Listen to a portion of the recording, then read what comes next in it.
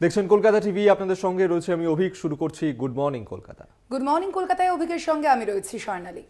আর সোনালী, যে খবরের দিকে আজকে প্রথমেই নজর রাখবো, আজ থেকে কিন্তু ফের কর্মবিরতি শুরু করছেন জুনিয়র চিকিৎসকরা। আজ থেকেই ফের কর্মবিরতি করবেন তারা। রাজ্য জুড়ে এই কর্মবিরতি চলবে জুনিয়র চিকিৎসকদের। একেবারেই অভিক, এবং হাসপাতালে নিরাপত্তার অভাবের যে প্রতিবাদ আমরা দেখেছি একাধিকবার, কিন্তু এই নিরাপত্তার প্রসঙ্গ তুলে এনেছেন জুনিয়র চিকিৎসকরা। এবং ফের পুজোর আগে পূর্ণ কর্মবিরতিতে আবারও জুনিয়র চিকিৎসকরা আজ থেকেই তারা পূর্ণ কর্মবিরতি আবারও শুরু করছেন। আমরা দেখেছিলাম যে মাঝে মাঝে তারা কিছুদিনের বিরতি দিলেও, অর্থাৎ আংশিক কর্মবিরতিও পালন করেছিলেন, কিন্তু এবার থেকে আবার আজ থেকে পূর্ণ কর্মবিরতিতে ফিরলেন জুনিয়র চিকিৎসকরা।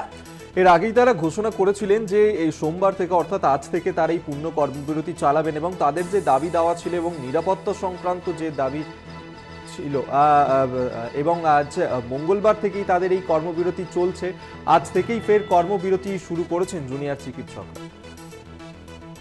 কথা বলবো, ফোন লাইনে রয়েছেন প্রতিনিধি রিয়া মাঝি। রিয়া, তার মানে বোঝাই যাচ্ছে যে আমরা যেমনটা দেখতে পাচ্ছি যে আজ থেকে কিন্তু ফের কর্মবিরতি চালু করছেন জুনিয়র চিকিৎসকরা। কি বলছেন তারা, তাদের মূলত কি দাবি রয়েছে, এর পরবর্তীতে কি কি কর্মসূচি তাদের?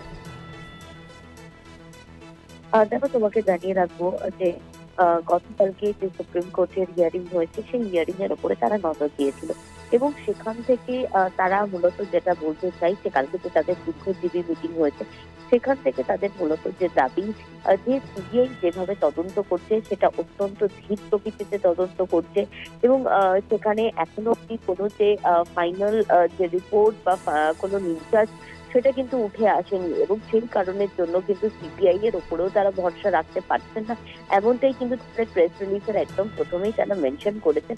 এবং তারা একাধিক দাবিকে সামনে রেখেছে, কারণ তারা যে কর্মবিরতি শেষ করে যে তারা কাজে ফিরেছিল, তারা এমার্জেন্সিতে ডিউটি করছিল, কিন্তু তাদের যে বক্তব্য যে সাগর দত্তর এই ঘটনার পর তারা ফের আরো একবার ইনসিকিউরিটি ফিল করছে এবং তাদেরকে যে বলা হয়েছিল যে তাদের সিকিউরিটির দিকটা লক্ষ্য করা হবে, সেখানে সিসিটিভি ক্যামেরা ইনস্টল থেকে আরম্ভ করে বিভিন্ন যে সিকিউরিটির যে দাবি দাবাগুলো ছিল সেগুলো তাদের পূর্ণ হয়নি বলেই তারা দাবি করছেন। এবং সেই কারণের জন্যই কিন্তু তারা আজকে থেকে একদম রাজ্য জুড়ে তারা কর্মবিরতি এবং ফুল কর্মবিরতির ডাক তারা কিন্তু দিয়েছে।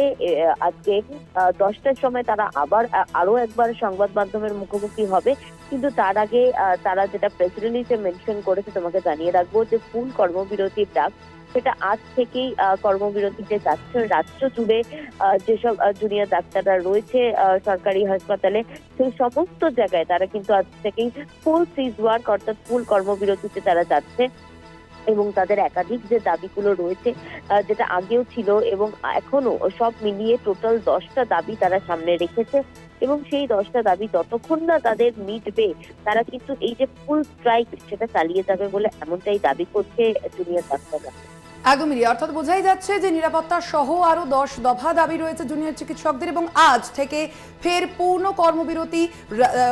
কর্মবিরতিতে নামছেন রাজ্য জুড়ে জুনিয়র চিকিৎসকরা। একদমই তাই, কর্মবিরতির ডাক। হাসপাতালের নিরাপত্তার অভাবেই তারা আবারও সামিল হচ্ছেন প্রতিবাদে, আর যার কারণেই পুজোর আগে ফের একবার পূর্ণ কর্মবিরতিতে যেতে চলেছেন জুনিয়র চিকিৎসকরা।